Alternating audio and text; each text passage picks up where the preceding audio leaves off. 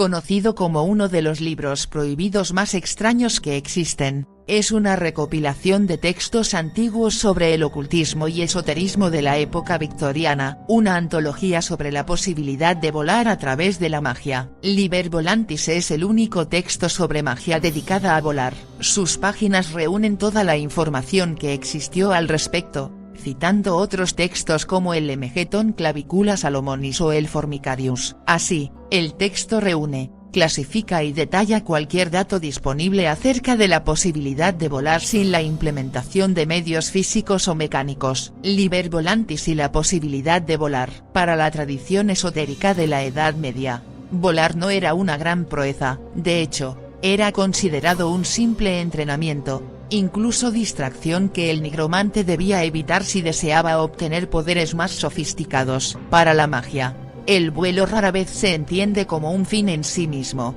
sino como un efecto secundario. Sin embargo, los practicantes de magia sí se aprovechaban del vuelo para realizar sus aspiraciones mundanas, como crímenes, por ejemplo, y, de hecho, es a ellos a los que debemos la mayoría de los hechizos que aparecen en el Liber Volantis. El Clavicula Salomonis, citado en el texto, alerta sobre los peligros de emplear el sexto y último pentáculo de la luna como hechizo de levitación y vuelo. Inmediatamente, aclara que el acto mágico de volar es de los más peligrosos. Asegura que si un hombre rompe las leyes del universo para actos egoístas, la naturaleza lo sabrá y se lo cobrará. Así, el libro deduce que a través del acto mágico de volar, se quebrantan las leyes naturales establecidas en nuestro plano existencial. Entonces, el vuelo no es algo sorprendente, pero el riesgo es demasiado alto para hacerlo. Entre los peligros, están tormentas espontáneas, rayos,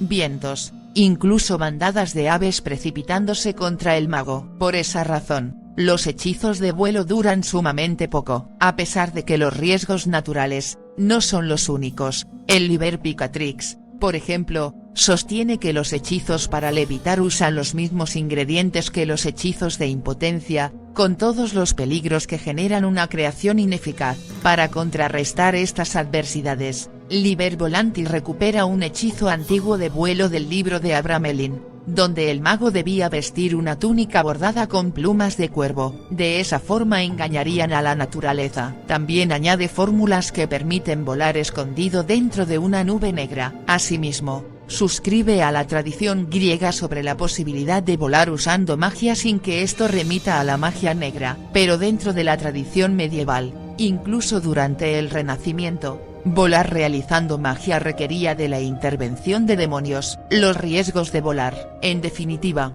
volar no tiene nada que ver con magia de ningún tipo. Son los medios por los cuales el mago adquiere el poder lo que definen su afiliación espiritual. Avistamientos de personas levitando, incluso volando, hay por montones. Algunos como resultado de un rapto de fe, por lo que el vuelo se produce como un efecto secundario y pasajero, por lo que tampoco trae consecuencias. Así se distingue que el peligro recae solo cuando se hace como un acto predeterminado, especialmente a través de medios mágicos. El Liber Volantis también recopila anécdotas de vuelos fallidos, como los registrados durante la Inquisición en Italia de 1641. Los miembros de la secta Donna di Fuora volaron en bandada hacia Benevento, provocando accidentes aéreos durante maniobras audaces para impresionar a las aldeanas. El uso de pócimas mágicas para volar también traía desgracias. En 1560, también en Italia,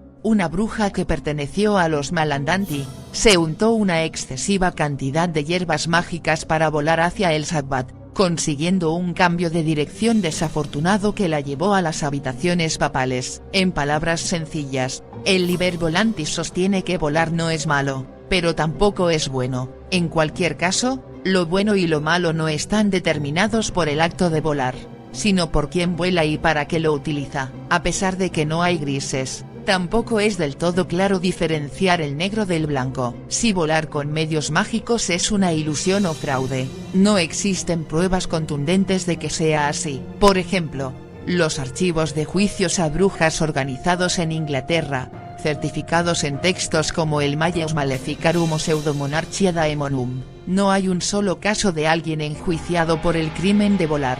De hecho, la única persona acusada de volar en Inglaterra no necesitó un juicio, fue un mago que se estrelló sobre el Támesis en 1736, un suceso que ni siquiera fue público. La representación de las brujas. Como se ha mencionado, Liber Volantis recopila hechizos e ingredientes para volar, algunos sumamente peligrosos. En la Europa medieval, el pan normalmente se hacía a base de centeno, una gramínea se pudre rápidamente y genera hongos. Consumir altas dosis de estos hongos es letal, pero en la medida exacta, se convierte en un poderoso alucinógeno. A ellos se les atribuyen fuertes afecciones psicóticas de la época. Este hongo es conocido como cornezuelo, o Claviceps purpurea, el hongo parásito del centeno. Los nigromantes medievales reconocieron sus efectos y lo fusionaron con otros ingredientes como la belladona o la mandrágora. Como resultado de esa unión nació el ungüento usado por las brujas para volar.